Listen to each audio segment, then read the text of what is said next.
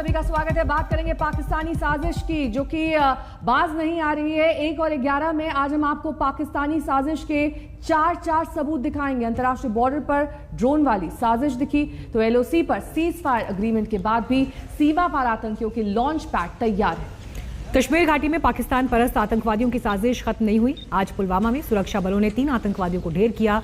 बात यही खत्म नहीं होती, अब तो पाकिस्तानी हैकर्स ब्लैकआउट का नापाक प्लान तक बना रहे हैं।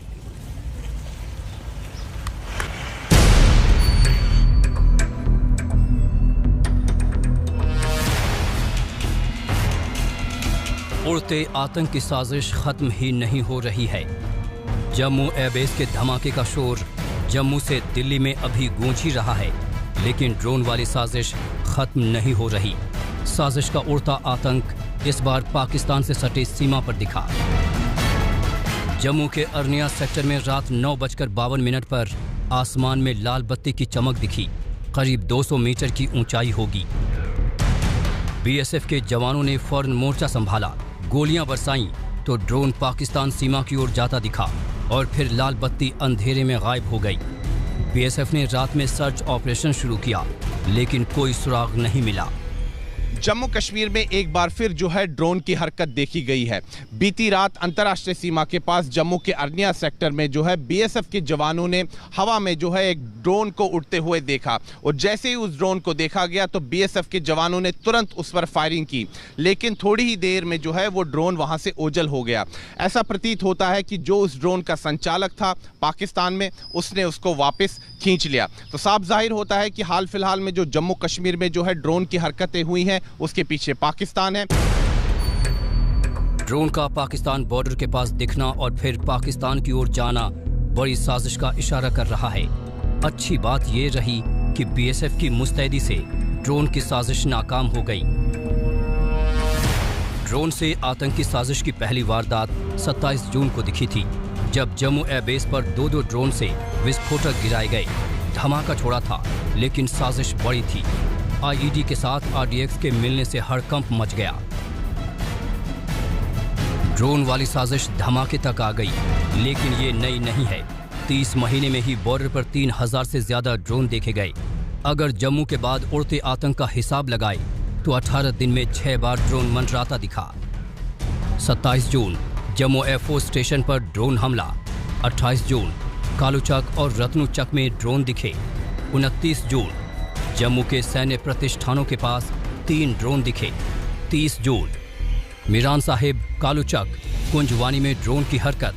2 जुलाई जम्मू में पाकिस्तानी ड्रोन पर फायरिंग। 13 जुलाई अरनिया में फायरिंग के बाद भागा ड्रोन। ड्रोन की साजिश से निपटने के लिए सरकार ने भी तैयारी कर ली है। जल्द ही ड्रोन पॉलिसी आ सकती है। गृह मंत्रालय के सूत्रों के मुताबिक एयरफोर्स 10 एंटी ड्रोन सिस्टम लेगी। ये एयरफोर्स स्टेशनों पर लगेंगे। सिस्टम में लगे होंगे लेजर निर्देशित वेपन। ड्रोन की ट्रैकिंग हो पाएगी। ड्रोन को मार गिराना मुमकिन होगा। Made in India anti drone system पर जोर। फिर से पाकिस्तानी ड्रोन देखा गया। साफ तौर पे पाकिस्तान की डेस्परेशन नजर आ रही है। वो आर्म्स गिराना चाहते हैं, असला गिराना चाहते हैं, ड्रग्स गिराना चाहते हैं, पैसा गिराना चाहते हैं, क्योंकि आतंकवादियों के पास इन सब चीज़ों की बहुत कमी हो गई है। हमको तकरीबन 2 साल का लीड टाइम था। जब तक हम एक सिस्टम नहीं लगाते जिससे हम ड्रोन को तुरंत से डिटेक्ट करके उसको मार नहीं गिरा पाते, इस माफी की हरकतें होती रहेगी। सिक्योरिटी फोर्सेस ने इसको एंगेज किया तो वो वापस चला गया। ड्रोन आतंक का बड़ा हथियार बन चुका है। दुनिया भर में आतंकी संगठन इसका इस्तेमाल कर रहे हैं। लगता है आतंक के इस हथियार को अब पाकिस्तान ने भी अपना लिया है। अब जरूरी है कि इस उड़ते आतंक को करारा जवाब मिले, ताकि आसमान से कोई नापाक साजिश न हो पाए। जम्मू से सुनील जी भट्ट के साथ आज तक ब्यूरो। और इस वक्त नए और जानकारी के साथ जितेंद्र बहादुर हमारे संवाददाता आ गए हैं। जितेंद्र, देखिए जिस तरह की परिस्थितियां ये ड्रोन दिखने के बाद पैदा हुई हैं, सुरक्षा को इतना बड़ा खतरा है, यकीनन सरकार के लिए भी चिंता का विषय है। इसे लेकर एंटी ड्रोन टेक्नोलॉजी क्या हो सकती है, ड्रोन पॉलिसीज पर किस तरह की तैयारी गृह मंत्रालय की है? देखिए मीनाक्षी, गृह मंत्रालय की तरफ से ड्रोन पॉलिसी को लेकर के 2 बार पिछले महीने में बैठक की जा चुकी है।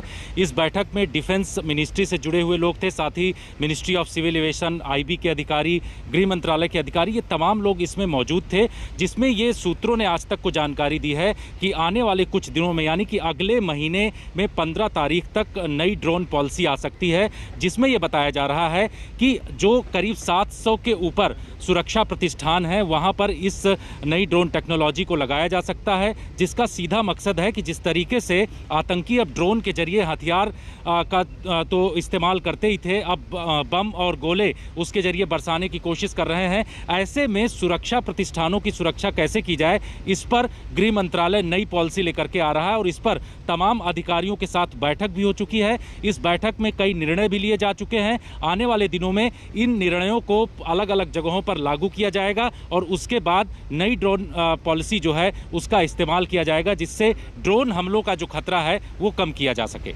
शुक्रिया जितेंद्र इस जानकारी के लिए। तो ड्रोन वाली साजिश के बाद आतंकी साजिश की अब बात करेंगे। कश्मीर के पुलवामा में सुरक्षा बलों ने 3 आतंकियों को ढेर किया है। मारे गए आतंकियों में आतंकी संगठन लश्कर तैयबा का कमांडर एजाज भी शामिल है। एक हफ्ते में ये चौथा एनकाउंटर है जिसमें 12 आतंकियों का अब तक सफाया हो चुका है।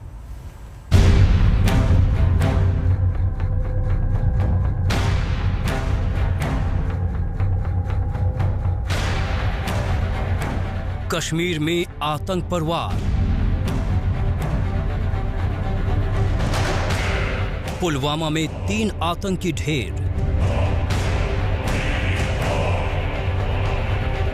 हफ्ते भर में 12 आतंकी साफ।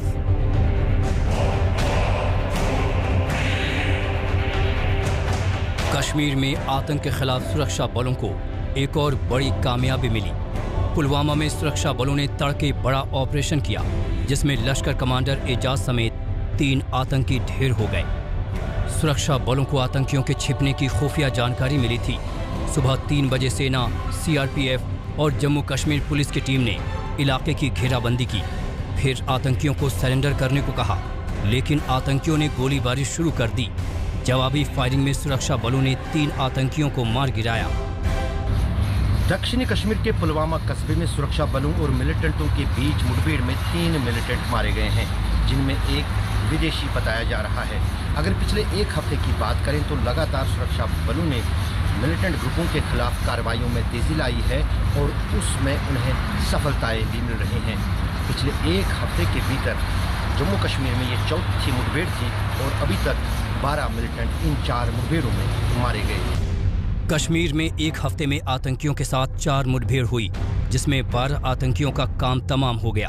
अगर पिछले साल से तुलना करें तो मई के महीने में पिछले साल 15 आतंकियों का सफाया हुआ, तो जून में पिछले साल 48 आतंकियों को मार गिराया गया, तो इस साल 13 दहशतगर्द ढेर हुए।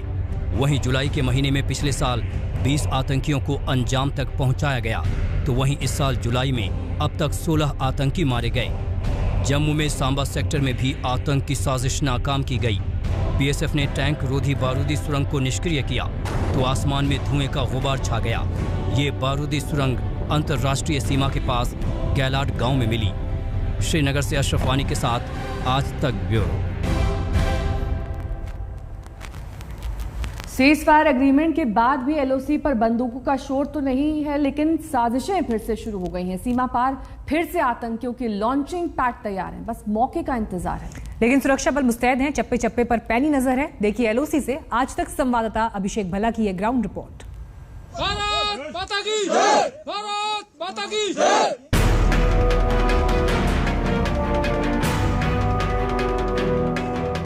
एलओसी पर बंदूकों का शोर थमा हुआ है। घरों में दुबके लोग खुले में सांस ले रहे हैं। दिल में सुकून है, चेहरे पे मुस्कुराहट लौट आई है। करीब 20 साल बाद एलओसी पर यह बदलाव आया है। 24 फरवरी को दोनों देशों में सीज फायर एग्रीमेंट हुआ, लेकिन पाकिस्तान पर भरोसा अब भी नहीं है। यही वजह है कि सेना मुस्तैद है। सेना के जवान पहले की तरह ही घुसपैठियों पर नजर गड़ाए हुए हैं। दोनों देशों के पोस्ट भी आसपास हैं। कहीं कहीं तो पोस्टों में सिर्फ 100 मीटर का फासला है। हाल ही में 2-3 ऐसे इंसिडेंट हुए हैं जहां पे इन्फिल्ट्रेशन की कोशिश की गई दूसरी तरफ से और उस इन्फिल्ट्रेशन को रोका गया। टेररिस्ट आने की कोशिश कर रहे थे, उन्हें रोका गया। इस इलाके में जो पोस्ट हैं भारतीय और पाकिस्तानी आर्मी की, वो बेहद नज़दीक हैं। इस तरह का जंगली इलाका है, इसलिए चैलेंजेस बढ़ जाते हैं। पोस्ट सिर्फ 100 या 150 मीटर दूर हैं। भले ही सीज फायर एग्रीमेंट हो, लेकिन मुस्तैदी में भारतीय सेना की कोई भी कमी नहीं आई है। ड्रोन वाली साजिश के बाद खुफिया विभाग ने घुसपैठियों को लेकर अलर्ट जारी किया है। आतंकी सीमा पर तैनात हैं, बस मौके की तलाश में हैं। सीज फायर के बाद सीमा पार बने आतंकी ठिकाने और लॉन्च पैड हटा लिए गए थे, लेकिन अब ये फिर से एक्टिव हो गए। LOC पर बंदूक तो शांत है, लेकिन आतंकियों की गतिविधियां बढ़ गई हैं। पिछले साल सीज फायर उल्लंघन के रिकॉर्ड मामले आए। 17 सालों में सबसे ज्यादा गोलीबारी हुई। पाकिस्तान ने 4700 बार सीज फायर तोड़ा। धारा 340 हटने के बाद गोलीबारी कुछ ज्यादा ही बढ़ी थी। फरवरी से सीज फायर एग्रीमेंट भारत और पाकिस्तान के बीच हुआ है और तब से काफी हद तक शांति बनी रही है लाइन ऑफ कंट्रोल पर। ना पाकिस्तान की तरफ से ना भारत की तरफ से फायरिंग हुई है या शेलिंग हुई है। हालांकि जिस इलाके में हम हैं यहाँ पर बहुत ज्यादा शेलिंग और फायरिंग हुआ करती थी, लेकिन भारतीय सेना के लिए इन्फिल्ट्रेशन को रोकना अभी भी एक बहुत बड़ा चैलेंज है, एक चुनौती है। और इस वक्त जो हम देख रहे हैं वो एक काउंटर इन्फिल्ट्रेशन पेट्रोल पार्टी है जो कि एक ड्रिल कर रही है, ये अपने आप को पूरी तरह से तैयार रखने के लिए कि कैसे इन्फिल्ट्रेशन को रोका जाए।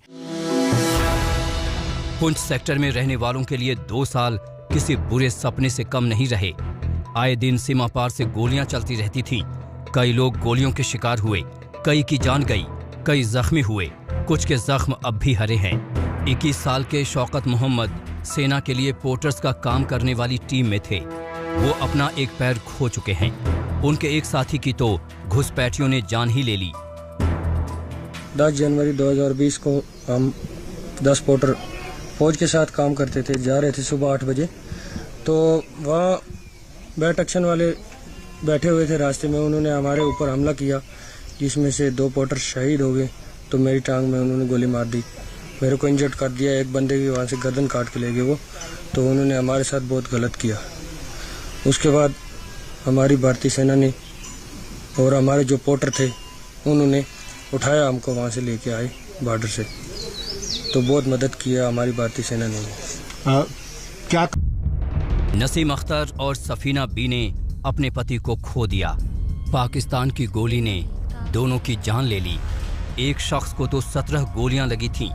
अब उनकी पत्नी किसी तरह बच्चे को पाल रही हैं। उस काम पर जा रहे थे, सामान उठा कर लेकर आगे बैठे हुए थे, उन्होंने मार दिए। सामान उठा के जा रहे थे तो उन्होंने बहुत जुल्म किया। छोटे छोटे बच्चे हैं, उनको कौन सहारा देने वाला है, रोजी पानी। उन्होंने पाकिस्तान वालों ने बहुत जुल्म किया, तो उनको बदला लेने को चाहिए। लोगों को नहीं पता कि ये शांति कब तक रहेगी, कब सीमा पार से गोलियां चलने लगे, भरोसा नहीं। इसलिए गांव वाले बंकर की मांग कर रहे हैं। लाइन ऑफ कंट्रोल से अभिषेक भल्ला, आज तक। इसी के साथ यहां रुकेंगे एक छोटे से ब्रेक के लिए। फौरन होंगे हाजिर कुछ और खबरों के साथ। देखते रहिए आज तक। शादी के लिए लोग क्या क्या नहीं करते हैं। पुणे की एक ऐसी तस्वीर सामने आई है जहां पर एक नई नवेली दुल्हन चलती कार के बोनेट पर वीडियो शूट करा रही है। पूरा परिवार कार के अंदर था और दुल्हन कार के बोनेट पर बैठकर ये शूट करवा रही थी। दुल्हन ने मास्क नहीं पहन रखा था। वीडियो वायरल हुआ तो उसके बाद दुल्हन और कैमरामैन समेत दूसरे लोगों पर केस दर्ज किया गया।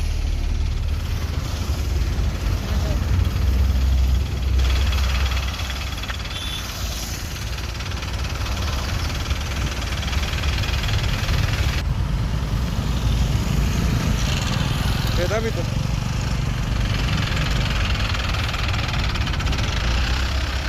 हम गाड़ी 1:11 में अभी के लिए बस इतना ही। देश और दुनिया की तमाम खबरों के लिए आप देखते रहिए आज तक।